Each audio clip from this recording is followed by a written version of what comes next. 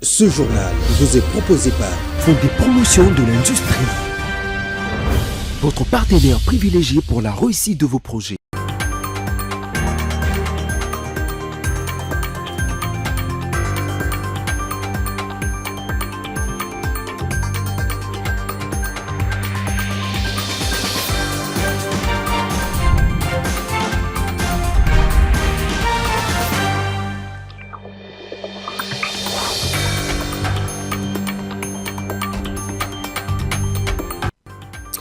Nouvelle session d'information, Madame, Monsieur, bonsoir et bienvenue dans cette édition du journal. Cap sur Kanyama-Kassese où le commandant du service national, le lieutenant général Jean-Pierre Kassongo Kabwik, a présenté au président de la République, Félix-Antoine Tshisekedi Tshilombo, les projets réalisés depuis la relance de cette structure. Devant le chef de l'État, il a rappelé qu'à leur arrivée en 2018, les sites étaient à l'abandon après plus de 20 ans d'inactivité, avant de saluer le soutien présidentiel qui, selon lui, a permis de transformer le service national en un véritable outil de développement au service du pays. Suivez cet élément que nous propose La Fontaine Cabana. Excellence, Monsieur le Président de la République, chef de l'État et commandant suprême. Lorsque nous sommes arrivés à Kanyama-Kassese en octobre 2018 pour tenter de lancer la campagne agricole 2018-2019, il n'y avait plus que la brousse ici. Les infrastructures étaient délabrées avec des murs fissurés, si pas écroulés. Le service national était au point mort pendant plus de 20 ans. Il a fallu seulement compter avec la Providence pour que le service national soit aujourd'hui un fleuron dans le développement de la République démocratique du Congo. Cette Providence, c'est vous, Excellence, Monsieur le Président de la République, chef de l'État. Il n'y avait pas une structure viable pour la prise en charge médicale de cadres, agents et bâtisseurs de la nation. Lors de votre dernière visite à Kassese, tenant compte de votre vision et de vos ambitions sur le service national, vous aviez pris la décision et promis de doter les centres pilotes de Laurent Désiré Kabila d'un hôpital digne de ce nom. Vous n'aviez pas hésité un seul instant de donner des moyens conséquents pour la construction de cet hôpital moderne. Aussitôt la construction terminée, une main providentielle s'est jointe à l'œuvre. C'est cette main providentielle qui a équipé cet hôpital avec tout ce que vous allez trouver à l'intérieur. Cette main providentielle, pour ne pas la citer, c'est la très distinguée première dame. C'est pourquoi, en guise de reconnaissance, le service national a décidé que cet hôpital porte son nom. Nous avons donc décidé de baptiser cet hôpital du nom de Maman Denise Nyakeru Tshisekedi. Et du désenclavement à la baisse du coût de transport, le gouvernement met en avant le premier effet économique de travaux engagés sur la route nationale numéro 1 dans le Haut-Lomami, route, port, aéroport et future université. Les infrastructures sont présentées comme le pilier d'une nouvelle dynamique de développement régional. Suivez cet élément de Christian Lagrasse Liolia. Longtemps synonyme d'isolement, la route nationale numéro 1 change progressivement de visage dans le Haut-Lomami. Au fil des kilomètres ouverts à la circulation, les distances se raccourcissent, les échanges s'accélèrent et les activités économiques retrouvent un nouveau souffle. Dans cette province carrefour, l'infrastructure routière se veut désormais le moteur de la mobilité des personnes et des marchandises. Nous sommes en train de relier le 840 km à partir de Mweneditu jusqu'à Ngouba dans le Lualaba. Et nous venons de terminer la partie de la ville de Mweneditu, donc la traversée de la ville de Mweneditu. La circulation s'est intensifiée et donc aujourd'hui il est possible de prendre un bus ordinaire privé à partir de Lubumbashi et venir ici. Avant, il fallait dépenser 400 000 francs congolais pour arriver à Kamina à partir de Lubumbashi. Aujourd'hui, moins de 100 000 francs congolais, précisément 70 000 francs congolais, vous êtes à Kamina. Au-delà du gain de temps, le gouvernement mise sur un effet d'entraînement économique.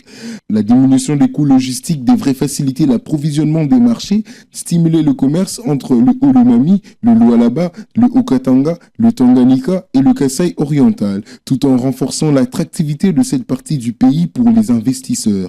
Nous sommes en train de travailler sur un programme ambitieux de balisage et de dragage du fleuve et aussi la construction du port à Bukama, à Malemba, à Ankoro, à Kabalo et à Kongolo.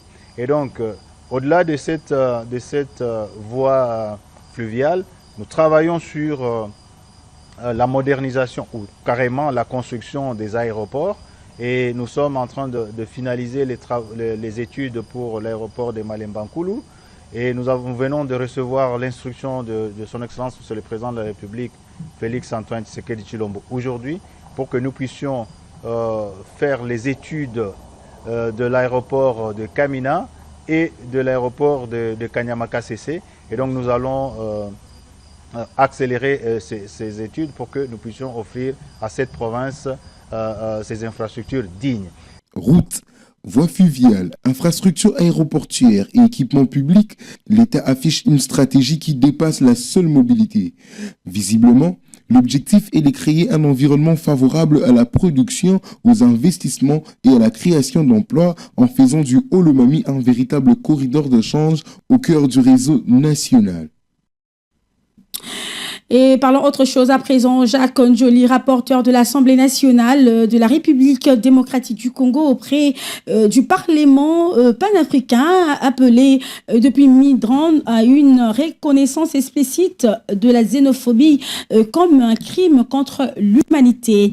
Dans un contexte marqué par la multiplication de violences contre de ressortissants africains, il a estimé qu'aucune forme de haine, qu'elle soit dirigée contre un Africain, un pauvre ou un migrant, ne saurait être banalisé. Son intervention fait suite au meurtre d'un boxeur congolais brûlé vif, un crime que des responsables politiques et des acteurs de la société civile qualifient d'odieux et symptomatique d'un climat de violence en Afrique du Sud. Je vous propose de suivre le rapporteur Jacques Njoli. Honorable Julie Essengi Jacques-Min Diassi. Merci beaucoup, honorable président. Je prends la parole au nom de la République démocratique du Congo. Je sollicite de votre honorable que je puisse prendre les 2 minutes qui m'ont été accordées par l'honorable Alphonse Goïka Sandji, le numéro 10. Honorable président, la situation qui se passe aujourd'hui dans ces pays que nous avons appelés la ZANI, c'est-à-dire une partie de notre Afrique, nous dépasse. Le peuple congolais a été choqué il y a quelques jours de voir un de ces boxeurs qui s'est marié ici, qui vit ici depuis des années, être brûlé vif dans sa maison. Ça a été un drame national. Honorable président, tout a été dit. La pauvreté, les frustrations peuvent s'expliquer, mais ça ne peut pas faire germer un concept aussi dangereux que l'afrophobie, c'est-à-dire la haine de l'Africain contre l'Africain, la haine du noir contre le noir. On pouvait tout imaginer dans ces pays qui nous a appelés à la renaissance africaine, sauf la création de ces concepts. J'invite donc le Parlement panafricain à se rapprocher du gouvernement sud-africain pour que l'afrophobie soit inscrite comme un crime contre l'humanité, contre l'Afrique. On ne peut pas accepter ça, honorable président. Il n'est pas possible que le pouvoir politique ici ait un langage ambigu. Lorsque j'écoute le ministre de l'Intérieur, il parle de mesures contre l'immigration illégale, mais il ne parle pas des actions contre ces groupes terroristes qui s'acharnent contre de pauvres femmes. Quand on parle de l'Ubuntu, c'est la sagesse africaine. La sagesse africaine, on ne s'attaque pas à un étranger.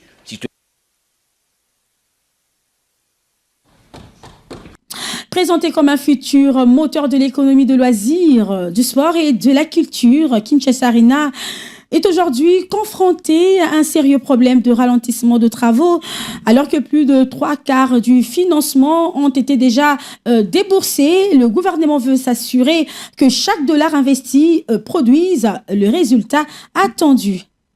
Situé au cœur du boulevard triomphal, les temps semblent s'être arrêtés sur Kinshasa Arena. Les grues dominent toujours l'horizon, mais les chantiers, lui, ne produisent plus de valeur. Là où devait émerger un complexe capable d'accueillir concerts, compétitions internationales et grands rendez-vous économiques, ne subsiste qu'une imposante coque de béton. L'enjeu dépasse désormais la seule construction d'une infrastructure. Sur un coût global estimé à 120 millions de dollars, l'État congolais a déjà engagé 92 millions, soit 77% de l'investissement, alors que les niveaux d'exécution restent largement en deçà des attentes.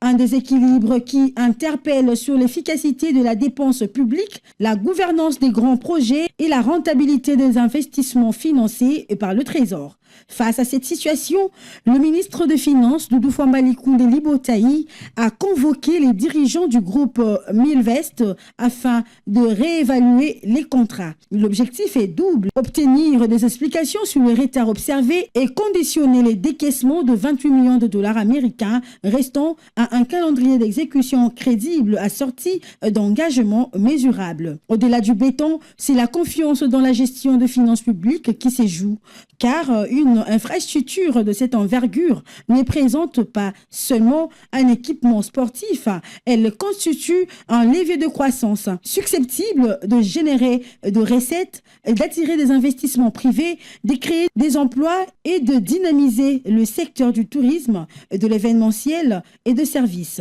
Et pour le gouvernement, l'équation est désormais claire. Préserver le denier public tout en transformant cet investissement en véritable actif économique plutôt qu'en éléphant blanc. Une avancée attendue par plus de 2000 agents de l'inspection générale du travail reçus par le vice-premier ministre en charge du budget. La délégation de l'inspection générale du travail est sortie rassurée après l'annonce de son intégration à la paye du 4e trimestre 2026. Commentaire signé Christian Lagrasse Liolia. Ces échanges entre le vice-premier ministre Adolphe Muzito et le représentant de l'inspection générale du travail ont débouché sur une annonce attendue. L'intégration de l'IGT à la paye est programmée pour le 4e trimestre de cette année. Aujourd'hui, nous pouvons dire sans hésitation que après arbitrage, notre service d'inspection générale du travail est programmé pour l'intégration au 4e trimestre de cette année. Et en dehors de ça aussi, nous avons discuté du respect de notre grille barémique et aussi le lancement ou bien la prise en compte de la grille des agents administratifs. Au-delà de la mécanisation, les discussions ont porté sur plusieurs revendications, notamment la prise en charge des agents recrutés en 2023, le respect de la grille salariale et l'amélioration des conditions de travail. Et pour le responsable de l'inspection générale du travail, cette rencontre marque une évolution positive dans un processus de réforme déjà engagé. Le BPM a hérité du passif et de l'actif du ministère. Bien que le recrutement ait passé en 2023, mais aujourd'hui c'est lui qui est là. C'est lui qui doit trouver des solutions durables pour notre service. Nous nous sommes référés à lui en tant qu'autorité. Chers collègues, il y a un espoir. Nous pouvons dire aujourd'hui que nous avons noté que l'excellence est là pour nous. Les portes sont grandement ouvertes. Il est là pour nous écouter, pour discuter avec nous et surtout pour apporter des solutions durables. Avec 2508 inspecteurs contrôlés et agents administratifs répartis sur l'ensemble du territoire national, l'inspection générale du travail entre dans une phase décisive de sa réforme. Après les recrutements, les déploiements et l'affectation des agents, la rémunération constitue désormais les prochains jalons. Rendons-nous la direction générale de douane et assises DGDA où la 9e session ordinaire du comité d'audit s'est tenue le lundi 27 juillet 2026 sous la présidence du directeur général Bernard Kabessé Moussangou. Réunis au siège de l'administration centrale, les membres du comité ont passé au crible le différents points inscrits à l'ordre du jour. Objectif formuler des recommandations stratégiques pour renforcer la gouvernance, la transparence et la performance de la DGDA. Reportage signé Riged Ayenaka et Cédric Bachala. Comme à l'accoutumée, c'est le 7e étage de l'immeuble Sankoro qui a servi de cadre à cette importante réunion de la 9e session ordinaire du comité d'audit. Dès l'ouverture des travaux, le directeur général Bernard Kabessé Moussangou a tracé les lignes directrices de cette session en énumérant le point clé soumis à l'ordre du jour. La présente session ordinaire se focalisera essentiellement sur 2 grands axes. Primo, sur les progrès réalisés en matière de mise en œuvre des recommandations de la 8e session du comité d'audit, tenue en mars 2026 d'une part, et secondo, sur les principales activités réalisées durant la période d'intercession d'autre part. Concernant le volet de recommandations, le comité devra s'appesantir particulièrement sur celles citées ci-dessous, à savoir: Primo, répertorier de manière exhaustive les fabriques des produits et les fournisseurs de services accises. 2. Organiser des missions d'audit et d'inspection de services afin de garantir une perception optimale des recettes tirées des accises en régime intérieur. 3. Pratiquer le métier d'auditeur interne avec plus de professionnalisme en capitalisant les leçons reçues dans le cadre de l'atelier organisé sur le thème « Comment mener à bien une mission d'audit et rendre compte ». 4. Adresser aux différentes directions centrales et provinciales une note sur l'obligation d'exécuter les recommandations du comité d'audit. 5. Assurer de manière efficace le suivi et évaluation de la mise en œuvre des recommandations du comité d'audit et de celles issues des missions d'audit, notamment par la mise en place d'une structure ad hoc. Et 6. Enfin, faire exécuter en urgence l'audit de passation des marchés publics. Le patron de la DGDA a saisi cette opportunité pour dresser un bilan largement positif de la mise en œuvre de recommandations issues de précédentes réunions du comité. Lors de nos échanges antérieurs, il avait été retenu de mettre en place un mécanisme permanent de suivi et évaluation de recommandations du comité d'audit. Je tiens à redire tout l'intérêt que j'y attache afin de veiller à la mise en œuvre effective de toutes les recommandations de notre comité, gage de l'efficacité managériale souhaitée au sein de notre administration. C'est avec satisfaction que j'annonce la mise en place de cette commission depuis la semaine dernière. J'ai effectivement formalisé une décision à cette fin. Mon souhait est donc qu'à la prochaine session ordinaire, un rapport soit fait sur le fonctionnement de cette nouvelle structure dont l'importance n'est plus à démontrer.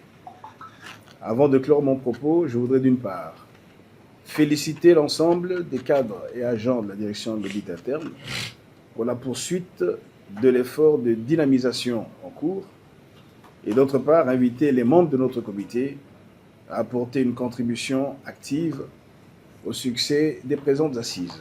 Ces assises de haute portée managériale se sont déroulées en présence du directeur général adjoint chargé des questions administratives et financières, du délégué du ministère des Finances, du directeur coordonnateur de l'audit interne, ainsi que du président de la délégation syndicale nationale et d'autres cadres.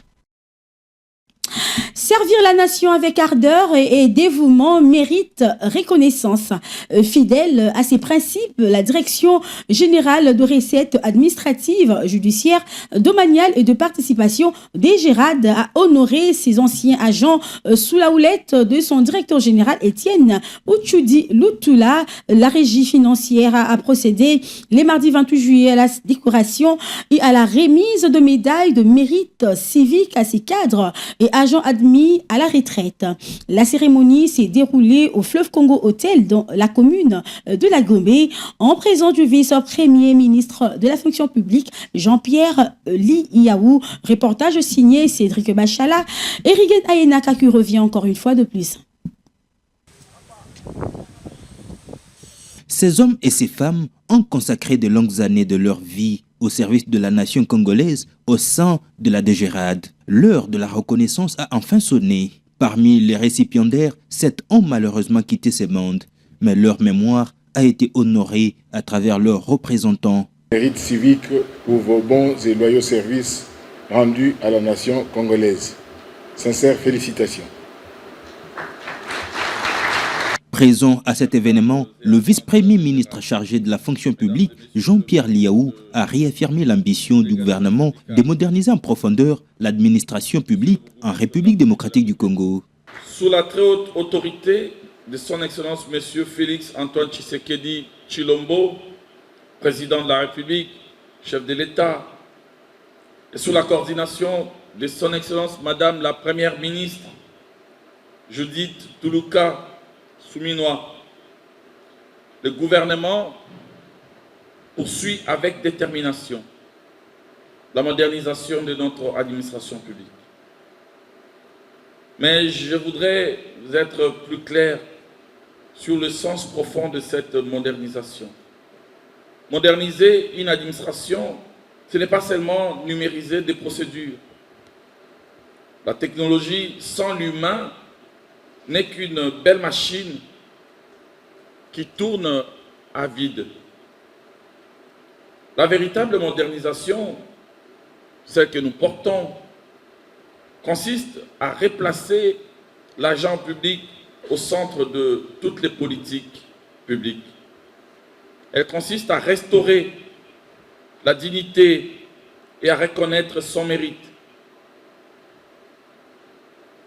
Elle consiste à faire en sorte que le fonctionnaire qui fait carrière cesse d'être vu uniquement comme une charge, une dépense, un simple numéro matricule, mais plutôt comme une véritable ressource sur laquelle l'État compte pour agir et exister. C'est très exactement le sens de la cérémonie de ce jour. Prenant la parole à son tour, le directeur général de la DGRAD, Étienne Outougi-Lutula, a rendu un vibrant hommage au président de la République avant de replacer cette célébration dans son contexte. La cérémonie de ce jour, une grande première à la DGRAD. Depuis sa création le 27 décembre 1995, soit plus de 30 ans après, s'inscrit dans la dynamique nationale de reconnaissance solennelle des mérites des cadres et agents de l'État, tel que impulsé par son Excellence M. Félix Antoine Tshisekedi Tshilombo, président de la République, chef de l'État.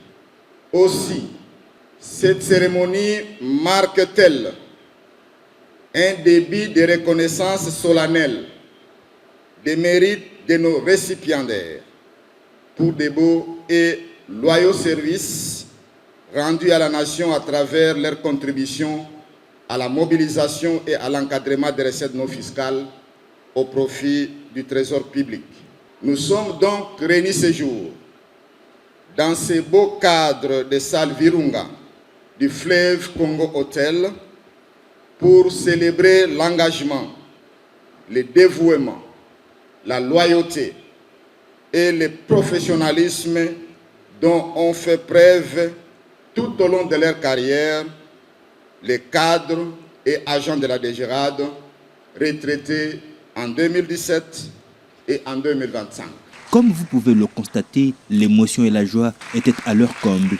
Une page se tourne pour ces cadres et agents qui quittent une régie financière aujourd'hui en pleine croissance, spécialisée dans la mobilisation des recettes non fiscales et dirigée de main de maître par son directeur général, Étienne Outougi-Lutula. Parlons nos sociétés à présent, à Kinshasa, comme partout ailleurs, le téléphone portable a pris la place de parents pour calmer, pour occuper, pour faire manger. Des enfants de 1 à 12 ans sont collés aux écrans. Un constat alarmant fait par Myriam Mafuta. Le constat est simple et il fait mal. À Kinshasa, le téléphone est devenu un danger pour nos tout-petits. Les parents se plaignent, ils ne mangent que s'il a le téléphone. Elle fait des crises dès qu'on retire. Résultat, 2 enfants de 1 à 12 ans passent des heures scotchés. Conséquence, vision fatiguée, troubles du sommeil, exposition à des contenus inadaptés. Et surtout, une perte de repères.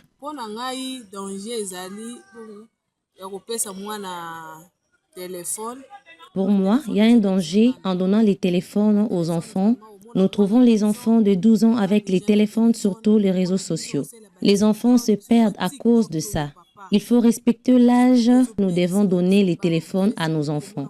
Un enfant qui est déjà en 6e humanité peut en avoir. Ou peut-être si les parents sont loin. Dans les cas contraires, non. Vous verrez, de nos jours, les enfants se trouvent mûrs avant l'âge parce qu'ils apprennent des choses sur le téléphone. En plus de cas, les inconvénients, mal aux yeux, la distraction totale. Pour moi, si l'âge d'avoir les téléphones n'est pas encore atteint, vous n'aurez pas ça. Souvent, nous donnons l'exemple de blanc, mais en réalité, c'est l'éducation de nos enfants que nous mettons en danger. Ces enfants-là, quand vous leur donnez le téléphone, les enfants se fixent souvent dans le téléphone. Ils vont commencer à jouer à des jeux là-bas dans le téléphone. C'est bien, mais sachons bien que plus tard, ces enfants-là vont commencer à souffrir, ils auront du mal aux yeux. Les spécialistes tirent la sonnette d'alarme. Il faut protéger nos enfants, mettre des limites, fixer des heures, activer le contrôle parental. Le téléphone n'est pas une babysitter. Et le pire, c'est le comportement. Les enfants deviennent impolis, renfermés. Ils parlent plus à l'intelligence artificielle qu'à leurs parents. Ils zappent la cour, le jeu, la famille. À la fin, un seul message, éduquer, accompagner et surtout reprendre la main. Parce que derrière l'écran, c'est toute une génération qui se joue. Et puis à Matete, les habitants du quartier Banounou lancent un cri d'alarme aux autorités compétentes. Ils dénoncent les manques de l'électricité et d'eau potable depuis plusieurs semaines, ainsi que l'état de caniveau bouché depuis plusieurs années. Nombreux n'y font plus couler les eaux usées. Une situation aux conséquences multiples si aucune solution n'est apportée. Reportage Patience Mi-Itondo. Côté au courant donc tozolela donc délestage tolemi courant ba congélateur elali ba TV esalaka susu te ba radio komona biso ba statut na bandako donc courant bena koto oyo mawa batale biso likambo ya courant donc opesa tani bambula yango te eumeli donc molili na molili komo sauve kaka na bamwinda oyo batieli biso awa na banzela oyo donc courant penza donc mystique okozala badélestage wana mpona moma oyo toza wana tokomona molili nde moko eti molili tozobake molili eza mabe ifo lumière to tozangi lumière lile okomona éclairage te. Et parlons santé à présent, Ebola, la situation de l'épidémie reste préoccupante en République démocratique du Congo, alors que le nombre de décès a désormais dépassé le millier. La riposte enregistrée néanmoins une avancée scientifique avec les lancements des essais cliniques d'un vaccin expérimental contre la souche Bundibugyo du virus. Saluée par l'Organisation mondiale de la santé OMS, cette étape nourrit l'espoir de disposer à terme d'un outil supplémentaire pour renforcer la lutte contre les fléaux. En parallèle, le gouvernement poursuit le déploiement de moyens financiers, logistiques et humains pour freiner la propagation du virus dans les zones les plus affectées. Alerte à la vigilance de la Direction générale des impôts, la DGI met en garde la population congolaise contre une fausse campagne de recrutement relayée sur les réseaux sociaux. L'institution précise qu'il s'agit d'une arnaque et appelle le public à se référer uniquement à ces canaux de communication officiels. Communiqué officiel numéro 01-DGI-DESCOM-DIV.com-NB-2026. La Direction générale des impôts DGI porte à la connaissance de l'opinion publique qu'un message frauduleux circule actuellement sur les réseaux sociaux ainsi que sur diverses plateformes numériques. Ce message annonce de manière mensongère l'ouverture d'un prétendu recrutement de nouveaux collaborateurs et inviter les internautes à soumettre leur candidature via le lien suivant: https://sutlink.inc/DGI emploi-recrutement. La DGI dément avec la plus grande fermeté cette information et tient à préciser qu'il s'agit d'une tentative manifeste d'escroquerie orchestrée par des individus malveillants dont le but d'abuser de la confiance du public, de collecter illicitement des données personnelles et éventuellement de soutirer des fonds aux victimes. La DGI informe l'ensemble des citoyens qu'aucune campagne de recrutement n'est actuellement en cours au sein de ces services. Elle précise en outre qu'elle n'a mandaté aucun site internet, aucune plateforme numérique, ni aucun intermédiaire pour recevoir des candidatures ou procéder à des recrutements en son nom. En conséquence, elle invite instamment la population à faire preuve de la plus grande vigilance, à ne pas accéder aux liens susmentionnés, à ne pas communiquer aucune donnée personnelle, administrative, bancaire ou financière à des personnes ou plateformes non officielles et à signaler sans délai toute tentative d'escroquerie aux services compétents. Par ailleurs, la DGI informe l'opinion publique qu'elle entreprendra, en collaboration avec les autorités compétentes, toutes les diligences nécessaires en vue d'identifier les auteurs de cette fraude, de faire cesser la diffusion de ces fausses informations et d'engager à leur encontre les poursuites judiciaires conformément aux lois de la République. La DGI remercie les citoyens pour leur vigilance et leur esprit de collaboration. Elle les exhorte à ne se fier qu'aux informations diffusées par ces canaux officiels de communication et à faire preuve de prudence face à toute sollicitation suspecte utilisant abusivement les noms ou l'image de l'administration fiscale. Fait à Kinshasa le 21 juillet 2026, Barnabé Mwakadi Mwamba, directeur général. Madame, Messieurs, c'est par ici que s'achève cette édition du journal que j'ai eu l'honneur de vous présenter. On se revoit à la prochaine et surtout restez branchés sur Rapid Télévision, l'image insoupçonnée de la RD Congo. Bonsoir chez vous.